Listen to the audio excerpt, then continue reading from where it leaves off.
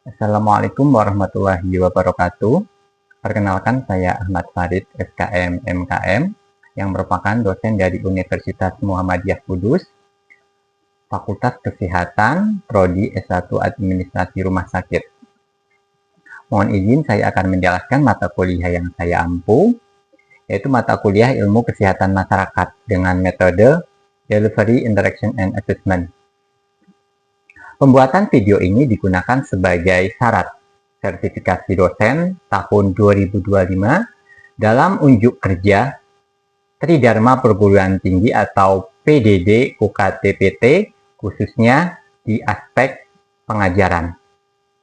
Saya akan memulai dengan deskripsi umum terkait mata kuliah Ilmu Kesehatan Masyarakat.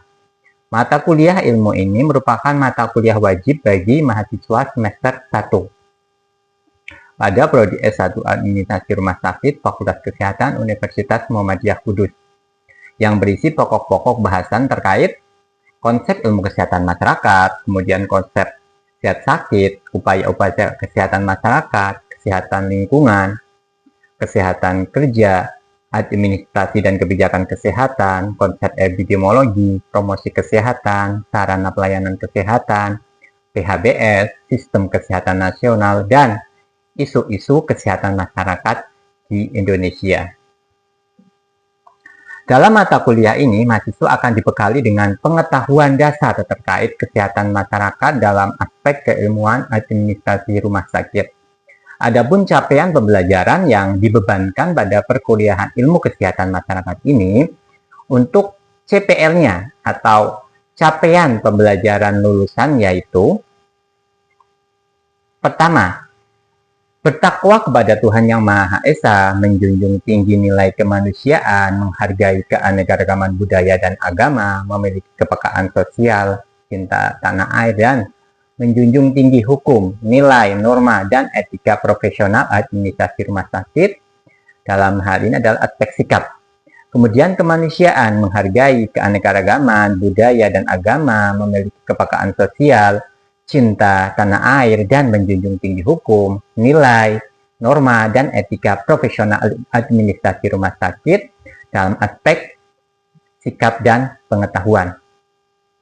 Yang kedua, ini mampu menjalankan pekerjaan profesinya dengan tanggung jawab dan mandiri, menunjukkan kinerja bermutu dan terukur, menguasai komunikasi efektif, menerapkan pemikiran logis, sistematis, dan memelihara serta mengembangkan jaringan kerja, aspek sikap, pengetahuan, dan keterampilan umum.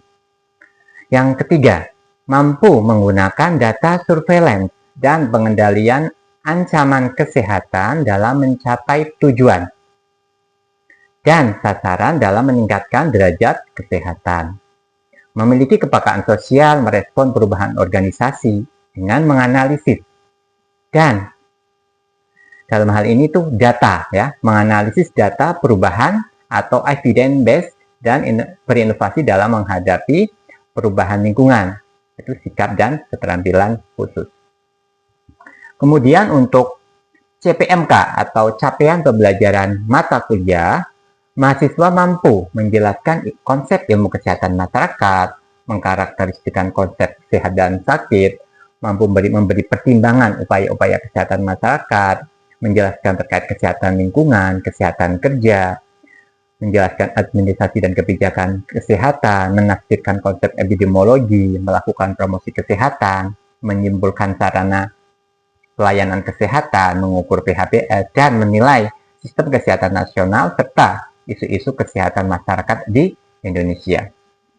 Kemudian, untuk referensi ataupun beberapa buku yang digunakan itu, pertama ada buku referensi utama sama referensi pendukung. Untuk referensi utama itu ada Adnani terkait ilmu kesehatan masyarakat, terbitan dari Nuha Medika. Kemudian yang kedua itu ada buku ilmu kesehatan masyarakat dalam administrasi rumah sakit, karya saya sendiri, penerbitnya Andi. Kemudian yang ketiga itu ada buku dari, kita ambil dari luar, dari karya dari Edelman dan Manley, terkait Health Promotion Through Food, The Bell's Band, edisi ke-8.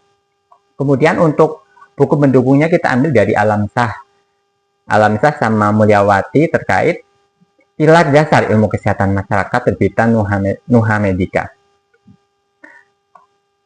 Baik, selanjutnya sistem pembelajaran yang digunakan dalam mata kuliah ini dengan sistem hybrid, ya, di mana metode pembelajaran aktif yang mengutamakan peran dan keaktifan mahasiswa dalam proses pembelajaran, yaitu dengan ceramah, kolaboratif, dan diskusi serta tanya jawab. Atau di dalam sini juga ada small group discussion, penugasan mandiri dan kelompok. Pada pertemuan mata kuliah ini tuh ada 16 pekan, yaitu 7 pekan pertama sebelum UTS, ya, sebelum UTS, kemudian pekan UTS, kemudian ada 7 pekan setelah UAS, dan yang terakhir itu ada pekan UAS.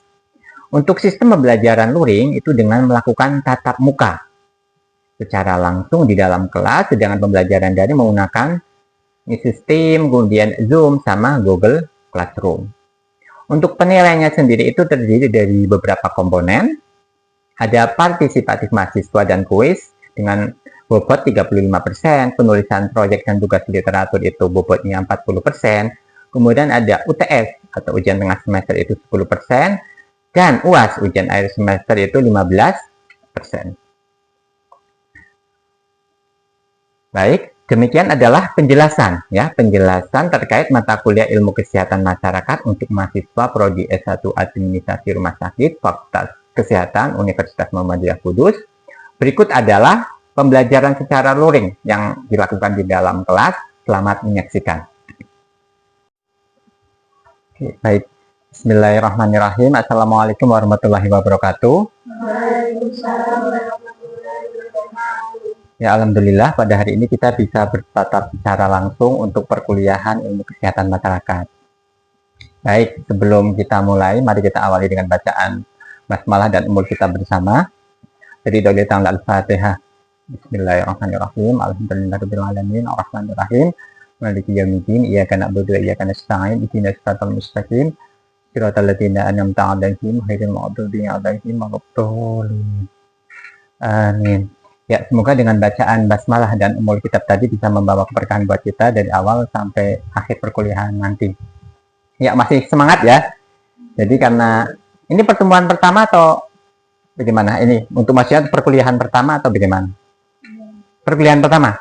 Ya, jadi kan masih semangat. Ya, semangat. Jadi nanti ketika Bapak ngasih materi otomatis akan lebih mudah dicerna. Gitu. Ya. Jadi pada kali ini Bapak ingin share terkait konsep ilmu kesehatan masyarakat. Ya, kemarin kan kita sudah pertemuan pertama ya, ini kan pertemuan kedua. Masih ingat kemarin bahas apa? Kita kan bahas terkait RPS ya. RPS, ilmu kesehatan masyarakat. Oh ya. Ada yang tahu tidak kira-kira kemarin ketika Bapak awal masuk kan Bapak sedikit jelaskan ya terkait kesehatan masyarakat. Ada yang bisa ini? Coba apa itu kesehatan masyarakat?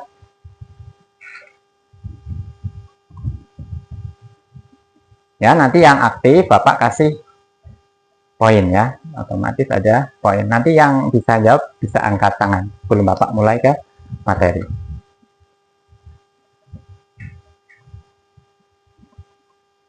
Silakan.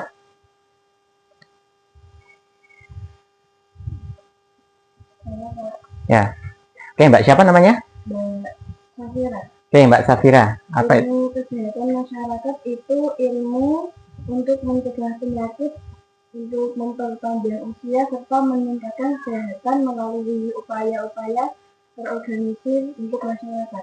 Oke, benar ya. Berarti kemarin Mbak Safira itu memperhatikan ya. Yang lain juga jangan kalah ya sama Mbak Safira. Jadi nanti harus lebih aktif lagi. Ya, nanti kedepannya kan akan bermanfaat buat kalian kalau kalian bisa berani ataupun bisa berani bicara di depan umum. Ya, mungkin Bapak masuk saja ya. Nanti kita sekitar 1 jam ke depan ya akan bahas terkait konsep dari ilmu kesehatan masyarakat. Ya, di sini sebelum Bapak mulai ya, nanti Bapak akan sedikit jelaskan dari capaian pembelajaran umum atau CPR. Nah, sering ya dibahas terkait CPL itu apa. Di sini pertama itu memahami paradigma kesehatan masyarakat. Paradigma kesehatan masyarakat ya. Kemudian ada menganalisis determinan kesehatan, kemudian mengaplikasikan konsep PHC ya atau Primary Health Care. Kemudian mengevaluasi program kesehatan masyarakat. Ya, kira-kira coba dari ini ada yang bisa ini enggak? Nah, kemarin kan Bapak sudah suruh kalian suruh belajar dulu ya. Sudah suruh Bapak belajar dulu. Coba ada yang bisa jelasin salah satu dari ini? Silahkan. Salah satu dari 4 ini, kira-kira apa? Yo, kira-kira. Nanti angkat tangan ya, nanti si pennya siapa? Kesehatan masyarakat. Siapa? Mbak Dwi Masaroh ya? Oke, Mbak Dwi. Nanti yang ini dicatat ya, Mbak Dwi ya, yang aktif ya. Silahkan angkat tangan. Ini dari 4 ini, satu saja. Yang tentunya paradigma kesehatan masyarakat apa? Determinan kesehatan masyarakat apa? Silakan angkat tangan. Yo. Oke, Mbak siapa namanya? Sally. Mbak Sally, silahkan. Poin yang menganalisis determinan kesehatan itu seperti mengidentifikasi dan memahami faktor-faktor yang mempengaruhi status kesehatan individu atau kelompok, baik meningkatkan kesehatan maupun yang menyebabkan risiko penyakit. Oke, ya pintar ya Mbak Sally ya. Berarti kemarin fokus, jadi bisa jawab. Ini yang lain ya, jangan kalah pokoknya ya. Mbak Sally, Mbak Safira. Ini nama S semua nih yang bisa jawab. Nanti yang S siapa lagi nih? Kemudian ada capaian pembelajaran khusus. Sebenarnya dari umum ada ke khususnya. Ya, menjelaskan definisi kesehatan masyarakat. Tadi yang sudah dijelaskan sama Mbak Safira. Kemudian mengidentifikasi 5 determinan kesehatan. Selanjutnya membandingkan model pelayanan kesehatan sama merancang intervensi ya, promotif sama preventif. Ya memang kalau kalian kan lebih ke promotif sama preventif, beda sama dokter, perawat dan tenaga medis lainnya itu lebih ke kuratif ya, kuratif sama rehabilitatif. Oke, di sini ada bentuk penilaian ya, bentuk penilaiannya. Di sini ada beberapa komponen. Ujian tengah semester itu sekitar 30%, studi kasusnya itu 25%, kemudian presentasi kelompoknya 20%, kuis interaktifnya 15%, sama partisipasi itu 10%. Ya, makanya kalian nanti harus lihat komponen-komponen ini. Kemudian metodologi. Ya, metodologi itu bagaimana sih cara penyampaian? Ya, cara penyampaiannya seperti biasa. Kita itu ada ceramah, diskusi, tanya jawab sama small group discussion. Ya, di sini ada sinkron atau asinkronus. Jadi di sini kan kalian ada kuliah daring ya, ada kuliah offline seperti ini. Itu namanya sinkronus sama asinkronus. Oke, di sini ada referensi. Ya, jadi di sini ada beberapa referensi yang bisa kalian pakai. Pertama ini Bapak juga punya buku ya, punya buku terkait ilmu kesehatan masyarakat, tapi by e-book. Jadi nanti kalian bisa akses secara ini, nggak perlu bentuk fisiknya. Jadi kan sekarang sudah zaman-zamannya pakai HP ya, sudah jarang pakai buku real. Jadi ini e-book ya. Ini terbitan terbaru 2025. Ini paling khusus kah di administrasi rumah sakit, ya, ilmu kesehatan masyarakat dalam administrasi rumah sakit. Kemudian ada Noto Atmojo, WHO, kemudian ada jurnal ya. Di sini ada jurnal American Journal of Public Health. Oke, di sini kita masuk ke konsep dasar ya, konsep dasar dari kesehatan masyarakat itu apa? Ya, di sini adalah ilmu ya, ilmu dan seni mencegah penyakit, kemudian memperpanjang hidup dan meningkatkan kesehatan melalui upaya terorganisir masyarakat.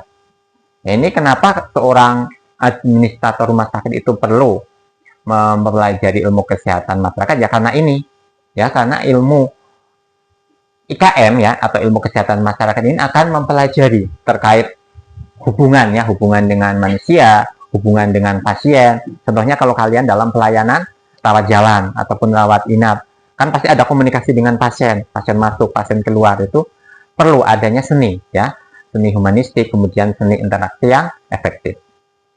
Gitu.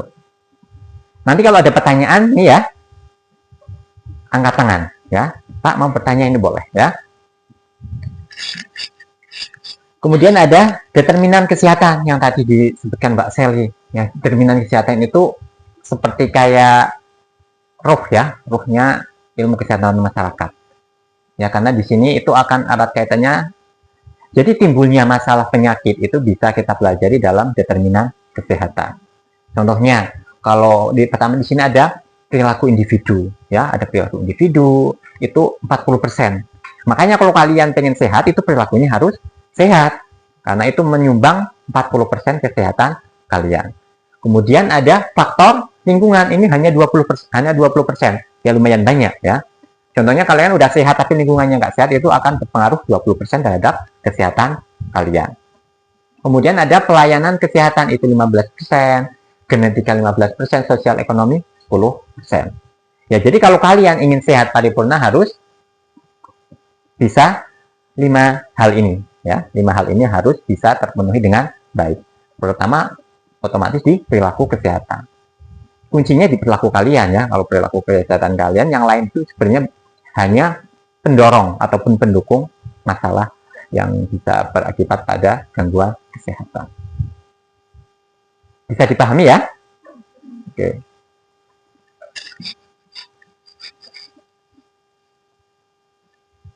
Oke, di sini kemudian ada aplikasi di rumah sakit. Ya, seorang ARS. Kenapa Bapak sering? Soalnya kalau orang ARS itu kerjanya nanti pakai aplikasi. Contohnya kalian di ruang SDM, nanti ada aplikasi khusus SDM sendiri. Ada webnya sendiri, ya. Kayak SIM-NS itu kan di bagian rekam medis. Nanti di SDM ada sendiri. Kemudian contohnya kalian di keuangan, di akuntansi ada aplikasi keuangan. Jadi nggak ngitung-ngitung panjang lebar itu tidak. Tinggal klik-klik, nanti otomatis muncul ya, gitu ya. Di sini ada screening ya, screening kesehatan masyarakat, kemudian ada pendidikan pasien, kolaborasi dengan puskesmas sama sistem rujukan terpadu.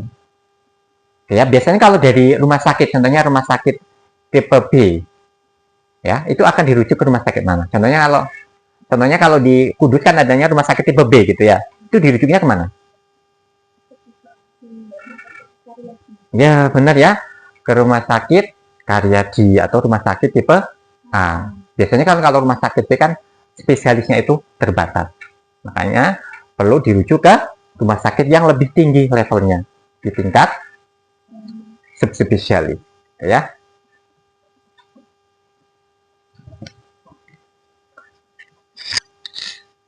Oke, ya ini sampai ke penutup dan diskusi. Ya, nanti kalian ini ya. Di sini sebelum kita nanti mungkin Bapak melontarkan beberapa pertanyaan, ada satu kutipan penting ya. Kesehatan masyarakat adalah investasi, bukan biaya. Kira-kira kenapa ini Ustaz kayak gini?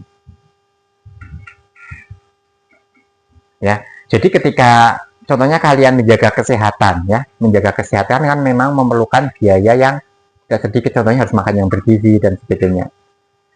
Akan lebih banyak pengeluaran ketika kalian sakit sebenarnya kayak gitu. Kadang orang kan berhemat sekali ya, kurang berhemat, kemudian makannya mungkin nggak sehat kayak gitu, kemudian gizinya kurang, itu akan berdampak pada masalah kesehatan.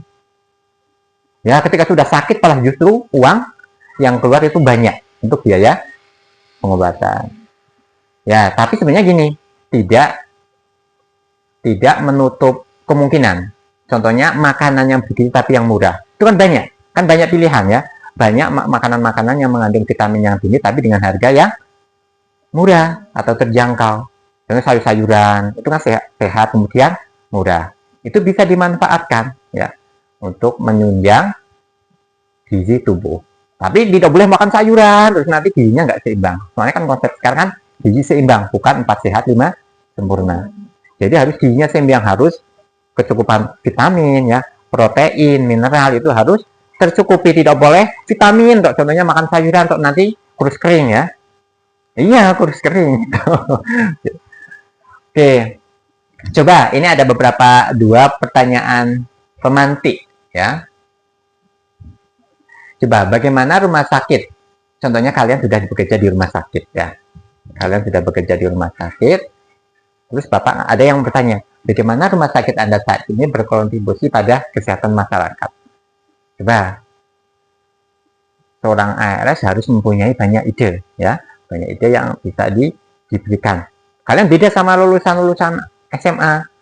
Ya, Bapak banyak melihat kalau di rumah sakit sekarang itu kebanyakan admin itu SMA. Contohnya sekarang yang anak-anak KSK itu mereka sudah kerja di rumah sakit tapi masih SMA. Nah, kalian nanti masuk rumah sakit sudah fungsi S1 itu udah levelnya sudah beda. Gitu. Silahkan, coba yang pengen ngasih ini ada 2 pertanyaan. Yo. Oke, Mbak siapa namanya? Liliana. Mbak Liliana. Iya. Oke, Mbak Liliana silakan. Yang pertama, bagaimana rumah sakit kami berkontribusi pada kesehatan masyarakat? Rumah sakit kami berperan aktif dalam meningkatkan kesehatan masyarakat, tidak hanya melalui pelayanan gratis, tetapi juga dengan pendekatan proaktif dan preventif. Kontribusinya antara lain pelayanan kesehatan berkualitas, program promosi kesehatan masyarakat, pencegahan penyakit, pelayanan kesehatan ibu dan anak atau KIA, kemitraan dengan puskesmas dan dinas kesehatan, pelayanan visi dan edukasi, yang terakhir tanggap darurat dan penanggulangan bencana. Oke, lengkap sekali ya jawabnya Mbak Liliana. Ya tepat ya. Jadi memang rumah sakit itu tidak hanya memberikan pelayanan preventif sama promotif saja, tapi lebih banyak ke kuratif sampai dengan rehabilitatif. Nah, kemudian yang kedua, silakan. Tantangan apa yang dihadapi? Ayo siapa? Mbak Dwi. Oke, Mbak Dwi Masyaro, silakan. Keterbatasan sumber daya dan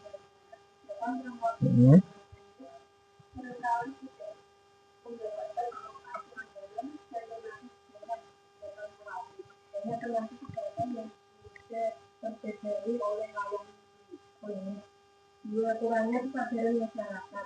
Tidak semua masyarakat antusias mengikuti program edukasi atau pemeriksaan ini. Bagian masih lebih memilih berobat ketika sudah sakit. Juga koordinasi antar lembaga belum Oke, cukup ya. Banyak ini. Itu kalau tantangannya dihadapi rumah sakit kan banyak sekali ya. Tadi contohnya terkait anggaran.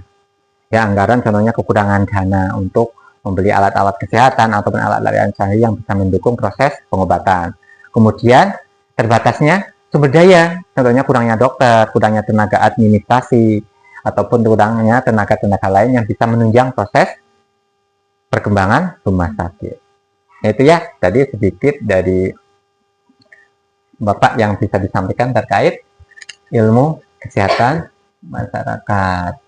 Oke, ada pertanyaan tidak kira-kira? Ya, nanti yang tidak masuk Mbak Dwi tolong dicatat ya. Kayaknya sih ini masuk semua ya. Ya, masuk semuanya. Jadi ini ya nanti yang otomatis yang aktif nanti akan ada nilai, beda dengan yang tidak aktif misalnya ya. Terus nanti untuk pertemuan selanjutnya nanti kita bahas terkait masalah kesehatan kerja ya, masalah kesehatan kerja di rumah sakit itu bagaimana. Oke, mungkin dari Bapak ya hanya ini yang bisa Bapak sampaikan. Kurang lebihnya mohon maaf ya. Mari kita tutup dengan bacaan hamdalah bersama. Baik, akhir kalam wabillahi taufiq wal hidayah. Wassalamualaikum warahmatullahi wabarakatuh. Waalaikumsalam warahmatullahi wabarakatuh. Demikian penjelasan singkat dan proses pembelajaran mata kuliah yang saya ajarkan. Semoga dapat memberikan gambaran mengenai pengajaran yang saya lakukan, khususnya di mata kuliah Ilmu Kesehatan Masyarakat di Prodi S1 Administrasi Rumah Sakit, Fakultas Kesehatan Universitas Muhammadiyah Kudus. Saya mengucapkan banyak terima kasih kepada seluruh tim penilai dan seluruh panitia sertifikasi dosen SMART tahun 2025. Khususnya dari Direktorat Sumber Daya Dirjen Dikti dan Ristek Kemendikbud-Ristek Indonesia. Saya mengucapkan terima kasih juga kepada Universitas Muhammadiyah Kudus, seluruh rekan sejawat dosen, dan seluruh sivitas akademik. Demikian yang bisa saya sampaikan, kurang lebihnya mohon maaf. Akhir kalam, wabillahi taufiq wal hidayah. Wassalamualaikum warahmatullahi wabarakatuh.